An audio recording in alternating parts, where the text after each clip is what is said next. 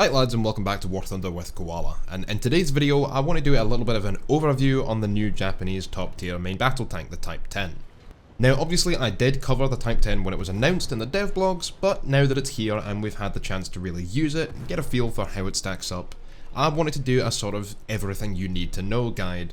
talking about its different characteristics and how you should play it to get the most out of it. Now, this is something I want to do for each update for a few new vehicles, and initially I planned to make this a series we do using YouTube Shorts, but 60 seconds isn't nearly enough to get out all the information that I want to, and the vertical format doesn't always lend itself well to going over a new vehicle and what you guys can expect from it. And nonetheless, I'm going to try and keep all of these videos under 10 minutes, which also gives me plenty of time to go into more detail, so let's get into this. So if you're not familiar with the history of the Type 10, this is basically the most modern new tank we're ever likely to receive, rather than a variant or upgrade that was produced after but based on an older platform, and entered service with the Japan Ground Self-Defense Force in 2012. It was designed as a more practical alternative to the older Type 90, which is relegated to Japan's northernmost island due to its weight and being unable to be effectively transported or cross bridges. The Type 10 is designed to retain the armour and firepower of the Type 90 while also being a technological upgrade, but for a lower weight class, coming in at 44 tons to the Type 90s being over 50. Having said that, this is not really what you'd call a light tank. That's not what this is still a main battle tank, and that's really how you should use it. Now, what that means really depends on how far you want to push the limits of your vehicles, how confident you are, and how well you understand what different tanks could be doing at any given time. You know, it's all well and good to say that the Leopard 2A5 and 6 are better hull-down tanks than the Challenger 2 is, but that doesn't mean you should be playing them like that if you really want to be getting the most out of them. In this instance, the Type 10 is a speedy vehicle, and it doesn't have the armour of something like a Leopard 2A6 or T-72B3. But playing it like a light tank, in my opinion, would be a mistake, and we'll get into why in just a moment. Now the tank has a really interesting look that I personally really like, with a similar arrowhead look to the late Leopard 2s. You've got smoke discharges sort of embedded into the side turret armour, and a massive turret basket which unfortunately for the moment doesn't have anything in it, but maybe that'll change at some point. Your commander's optic is mounted quite high above the tank, which makes it probably the most useful CITV in the game, and this is something we'll come back to later.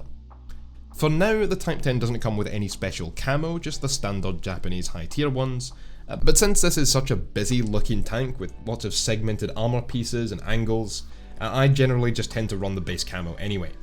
Now unfortunately it doesn't have 3D tracks modelled yet, but eventually of course it will. Alongside it should also receive a dozer blade, which I think really suits this tank.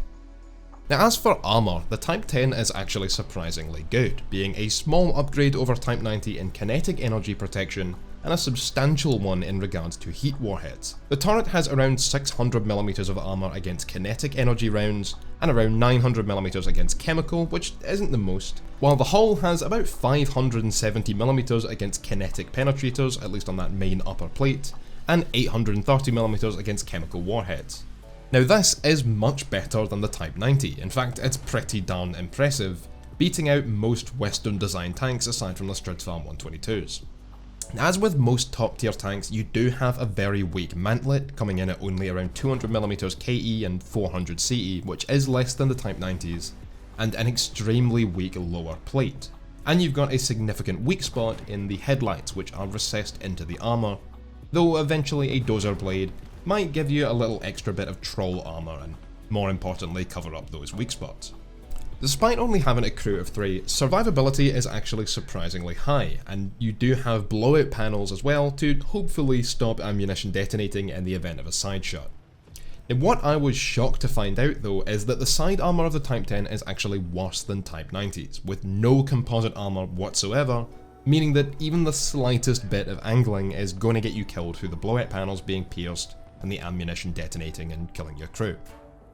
Now obviously you do have an autoloader, and this is one of the highlights of the tank, with its 4-second reload that obviously doesn't have anything to do with crew training. You've got a ready rack of 14 rounds, which is very low compared to most top tier tanks, and if you're a Leopard 2 driver, this next part will be very familiar. You're going to have to be selective about how many rounds you take out in the Type 10, as your secondary ammo storage is all in the left side of the hull, practically unprotected and without blowout panels, making it very easy to one-shot this tank through the hull. Since it's a new tank, people don't really know where to shoot it just yet, but obviously that's not going to last forever. Because of that, I would suggest taking out no more than 24 rounds of ammunition, and in fact I'd go with 20, while the speed of your autoloader does allow you to load a few heat rounds in the case that you meet AAs or IFVs or other light vehicles, so that you're not wasting armor piercing rounds.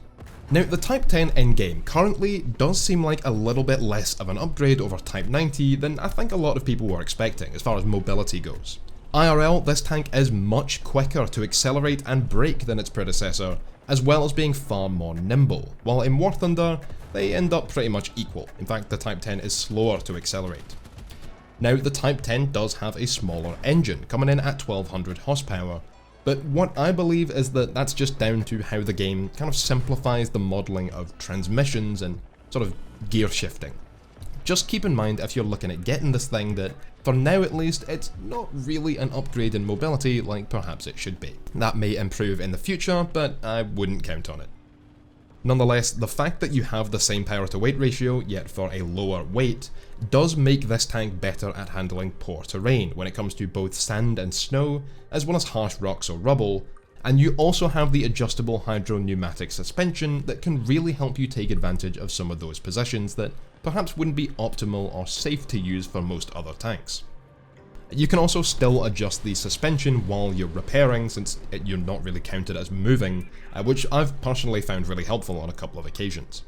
Now, you are definitely going to want to set up those suspension keybinds on this tank, and when driving off-road on maps like Red Desert or Finland or Fulda, raise the tank up to its highest position, as otherwise what you'll tend to find is that you'd actually end up bottoming out on your suspension, which tends to really slow you down. This tank has possibly the softest suspension of any tank I know, and among the lowest ground clearance as well, which is not the best combination. Now, another thing you have is that ability to reverse at the same speed you go forward, allowing you to easily disengage from a fight and even escape from a situation if your gun gets damaged and an enemy tank is trying to rush you before you can repair. In fact, you can reverse faster than a T-90, Challenger or Ariete can come after you, which is just hilarious. What this all means is that the Type 10 is one of those fairly nebulous vehicles as far as playstyle. You actually have the best optics of any top tier MBT, with a 13 times zoom on both the gunner's and commander's optics, while your adjustable suspension coupled with the great zoom and the high position of the commander's optic makes the Type 10 fantastic for working ridgelines. It's also quite good in an urban environment given your mobility and of course that reload. Being able to take follow-up shots very quickly means that you can shoot an enemy in the driver and then kill them before they can swing the gun around to hit you, rather than disabling the gun first and risking them retreating into cover where you might not be able to follow. Now, to clear something up that I said earlier, should you play this as a light tank? No. So long as playing a light tank to you means cautiously skirting around any battle that's happening to constantly change up your engagement lanes and stay out of the sort of situations where you could be engaged in the first place. What you should be doing in the Type 10 is looking for a flanking position, clearing it out of enemies, being very aggressive, but then rather than what a light tank would do, which would be to flank again further against anybody coming to reinforce that location and set up ambush positions, or just relocate entirely, the Type 10 presses the attack further forward directly like a main battle tank, using its rate of fire to pick apart enemies as they come toward you. Now, unlike say a Sprut SD or an XM8, the Type 10 doesn't really have to worry about the cannons of IFVs, in fact even a lot of their missiles won't pen you frontally, the guns of SPAA like Tunguskas, or splash damage from artillery. Now that frees you up to do a lot more in and around objectives, going for a direct assault or holding a position in a cap circle, just so long as you're not getting overconfident, keeping in mind you'll need to replace your ready rack between engagements if you want to be able to take advantage of that reload rate. Now if that sounds similar to how you play light tanks already, then yeah, go ahead and play the Type 10 in the same way.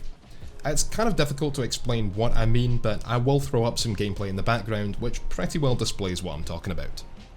Now you'll notice that we haven't covered the firepower of the Type 10 yet, and that's because I've actually had some problems with the new round. The Type 10 round has over 600mm flat penetration, in fact 615 I believe, and over 700mm of LOS pen.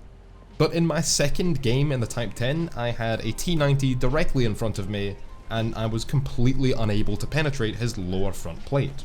Now he was right in front of me, so I was aiming down at the plate slightly, and he was slightly angled, but a round with over 600mm flat penetration should have been able to go right through that no problem. So I'm pretty sure this was a bug, and it might have actually been fixed by now since I haven't been seeing it for the last couple of days. Just something to keep in mind.